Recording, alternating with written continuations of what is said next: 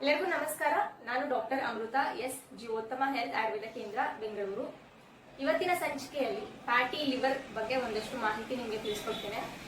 Fatty liver ಅಂತ ಹೇಳಿದ್ರೆ liver ಅಲ್ಲಿ ಕೊಬ್ಬಿನಂಶ ಜಾಸ್ತಿ ಆಗುದು ಅಥವಾ ಫ್ಯಾಟ್ ಲಿವರ್ ಮೇಲೆ ಹೋಗಿ ಕೂತ್ಕೊಳ್ಳೋದು, ಅದನ್ನ ಫ್ಯಾಟಿ ಲಿವರ್ ಅಂತ ಹೇಳ್ತೀವಿ.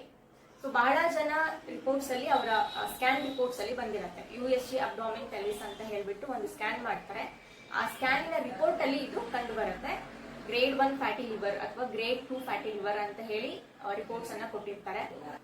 ಸೊ ಹೀಗೆ ರಿಪೋರ್ಟ್ಸ್ ಅಲ್ಲಿ ಇದು ಬಂದಾಗ ನಮ್ಮ ಕ್ಲಿನಿಕ್ ಅಲ್ಲಿ ಬಂದ್ಬಿಟ್ಟು ನಾನು ಆಲ್ಕೋಹಾಲ್ ಸೇವನೆ ಮಾಡೋದಿಲ್ಲ, ಆಲ್ಕೋಹಾಲ್ ಅಭ್ಯಾಸ ಇಲ್ಲ, ಇದುವರೆಗೂ ಒಂದು ಸತಿನೂ ಆಲ್ಕೋಹಾಲ್ ಅನ್ನ ಮುಟ್ಟಿಲ್ಲ, ಆದ್ರೂ ಯಾಕೆ ಫ್ಯಾಟಿ ಲಿವರ್ ಬಂದಿದೆ ಅಥವಾ ಲಿವರ್ಗೆ ಸಮಸ್ಯೆ ಆಗಿದೆ ಅಂತ ಹೇಳಿ ಪ್ರಶ್ನೆ ಕೇಳ್ತಾ ಇರ್ತಾರೆ.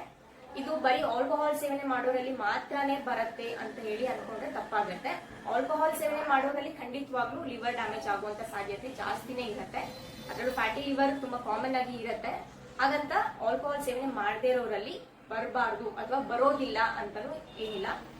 ಸೊ ಯಾರಲ್ಲಿ ಆಲ್ಕೋಹಾಲ್ ಅಭ್ಯಾಸ ಇಲ್ಲ ಆದ್ರೂ ಕೂಡ ಫ್ಯಾಟಿ ಲಿವರ್ ಇದೆ ಅಂತಂದ್ರೆ ಏನೆಲ್ಲ ಸಾಧ್ಯತೆಗಳು ಅಥವಾ ಯಾವುದೆಲ್ಲ ಕಂಡೀಷನ್ಸ್ ಅಲ್ಲಿ ಫ್ಯಾಟಿ ಲಿವರ್ ಬರಬಹುದು ಅಂತ ಹೇಳಿ ನಾವು ನೋಡಿದ್ರೆ, ಒಳ್ಳೆಯದಾಗಿ ಯಾರು ತುಂಬಾ ದಪ್ಪ ಇರ್ತಾರೆ, ಒಬೇಸ್ ಆಗಿರ್ತಾರೆ ಅಥವಾ ಓವರ್ ವೇಟ್ ಇರ್ತಾರೆ ಅಂತವರಲ್ಲಿ ಫ್ಯಾಟಿ ಲಿವರ್ ಹೆಚ್ಚಾಗಿ ಕಾಣಿಸ್ಕೊಳ್ಳುತ್ತೆ. ಹಾಗಂತ ಸಣ್ಣಕ್ಕಿರೋರಲ್ಲಿ ಇರೋದಿಲ್ಲ ಅಂತ ಅಲ್ಲ, ಅವರಲ್ಲಿನೂ ಇರಬಹುದು, ಆದ್ರೆ ಪರ್ಸೆಂಟೇಜ್ ವೈಸ್ ನೋಡಿದ್ರೆ ದಪ್ಪ ಇರೋರಲ್ಲಿನೇ ಜಾಸ್ತಿ.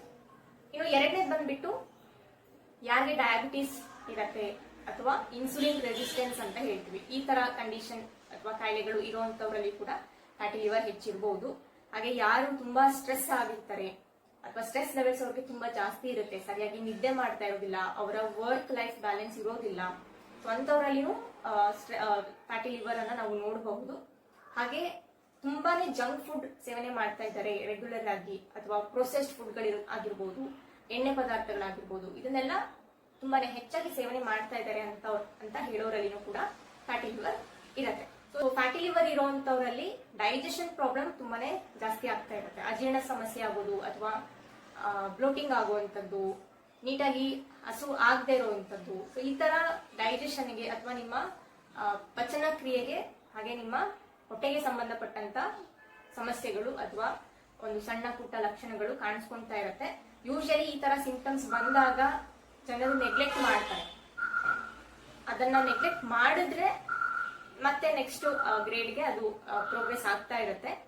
ಇನ್ ಕೇಸ್ ಏನಾದ್ರೂ ಈ ತರ ಲಕ್ಷಣಗಳು ನಿಮ್ಗೆ ಇದೆ ಅಂತ ಹೇಳಿದ್ರೆ ಆದಷ್ಟು ಬೇಗ ವೈದ್ಯರ ಹತ್ರ ಹೋಗ್ಬಿಟ್ಟು ಆ ಲಕ್ಷಣಗಳಿಗೆ ನೀವು ಅದನ್ನ ಎವ್ಯಾಲ್ಯೂಯೇಟ್ ಮಾಡ್ಕೊಳ್ಳೋದಾಗ್ಲಿ, ಅದನ್ನ ಯಾಕೆ ಆಗ್ತಾ ಇದೆ ಅಂತ ಹೇಳಿ ಕಾರಣವನ್ನ ತಿಳ್ಕೊಳ್ಳಿಕ್ಕೆ ಪ್ರಯತ್ನ ಮಾಡಿದ್ರೆ ಅವಾಗ ಈ ಫ್ಯಾಟಿ ಲಿವರ್ ಇರೋದು ಕಂಡು ಬರಬಹುದು. ಸೊ ಇಲ್ಲ ಅಂತಂದ್ರೆ ಒಳ್ಳೇದು, ಇದೆ ಅಂತ ಹೇಳಿದ್ರೆ ಅದ್ರ ಮೇಲೆ ನೀವು ವರ್ಕ್ ಮಾಡಕ್ಕೆ ಸ್ಟಾರ್ಟ್ ಮಾಡ್ಬೇಕಾಗತ್ತೆ. ಸೊ ಫ್ಯಾಟಿ ಲಿವರ್ ಇವಾಗ ಇದೆ, ಅದನ್ನ ನಾವು ಟೇಕ್ ಕೇರ್ ಮಾಡಿಲ್ಲ ಅಂತಂದ್ರೆ ಏನು ಆಗಬಹುದು ಮುಂದೆ ಅಂತ ಹೇಳಿದ್ರೆ, ಲಿವರ್ ಅಲ್ಲಿ ಸಿರೋಸಿಸ್ ಅಂತ ಹೇಳಿ ಆಗುತ್ತೆ. ಲಿವರ್ ಸಿರೋಸಿಸ್ ಅಂತ ಹೇಳ್ತೀವಿ.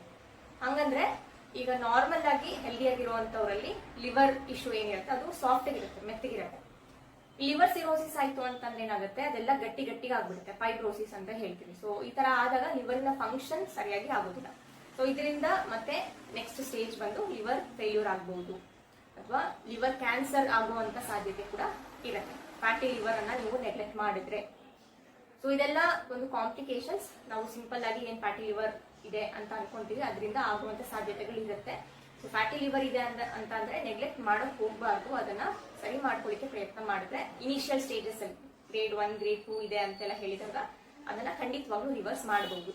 ಹೇಗೆ ಮಾಡಬೇಕು, ಏನ್ ಫಾಲೋ ಮಾಡಬೇಕು ಅಂತ ಹೇಳಿದ್ರೆ, ಮೊದಲನೇದಾಗಿ ನಿಮ್ಮ ಆಹಾರ ಮತ್ತೆ ಜೀವನ ಶೈಲಿಯನ್ನ ಸರಿ ಮಾಡ್ಕೊಳ್ಳಿ. ನಿದ್ದೆ ಕರೆಕ್ಟ್ ಆಗಿ ಮಾಡಿ. ರಾತ್ರಿ 10 ಗಂಟೆಯಿಂದ ಬೆಳಗ್ಗೆ 4, 5 ಅಥವಾ 6 ಗಂಟೆವರೆಗೂ ಒಳ್ಳೆ ಕ್ವಾಲಿಟಿ ಆಗಿರುವಂತಹ ನಿದ್ದೆಯನ್ನ ಮಾಡಬೇಕು. ಒಳ್ಳೆ ಆಹಾರವನ್ನ ಸೇವನೆ ಮಾಡಬೇಕು.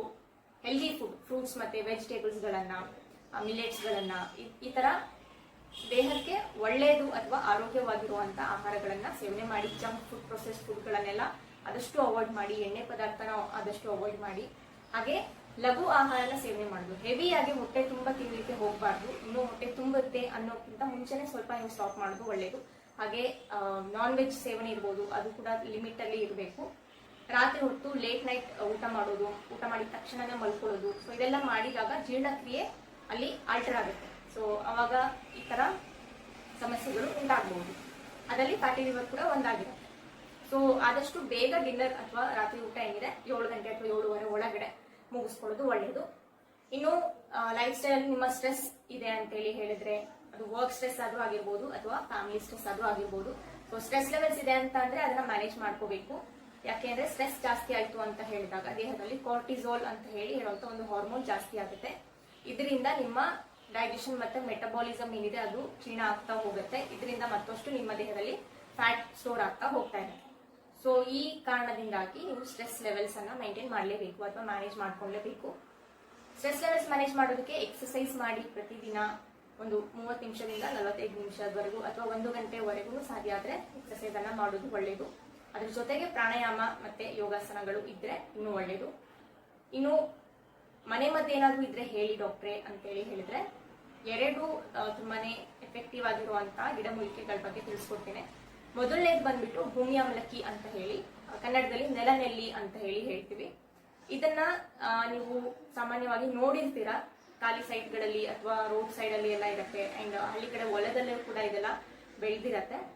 ಸೇಮ್ ನೆಲ್ಲಿಕಾಯಿ ಗಿಡ ಹೇಗೆ ಇರುತ್ತೆ, ದೊಡ್ಡ ನೆಲ್ಲಿಕಾಯಿ ಗಿಡ, ಅದೇ ತರನೇ ಇದು ಬರೀ ಗ್ರೌಂಡ್ ಲೆವೆಲ್ ಅಲ್ಲಿ ಅಥವಾ ಭೂಮಿಯ ಲೆವೆಲ್ ಅಲ್ಲಿ ಮಾತ್ರನೇ ಇರುತ್ತೆ. ಸಣ್ಣದಾದಂತ ಒಂದು ಗಿಡ ಇದು.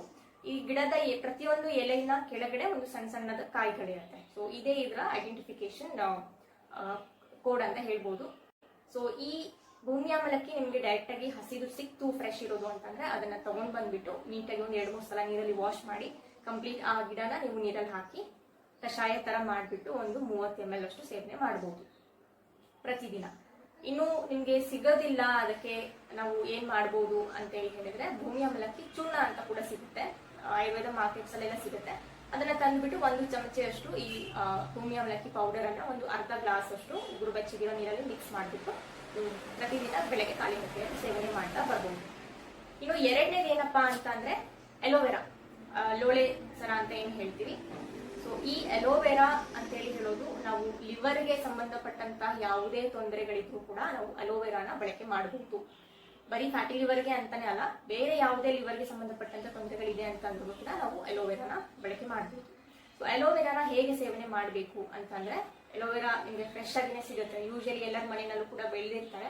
ಇಲ್ಲ ಅಂತಂದ್ರೆ ನೀವು ಈ ಅಲೋವೆರಾದ್ದು ನಿಮಗೆ ಈಸಿಯಾಗಿನೇ ಸಿಕ್ಬಿಡತ್ತೆ.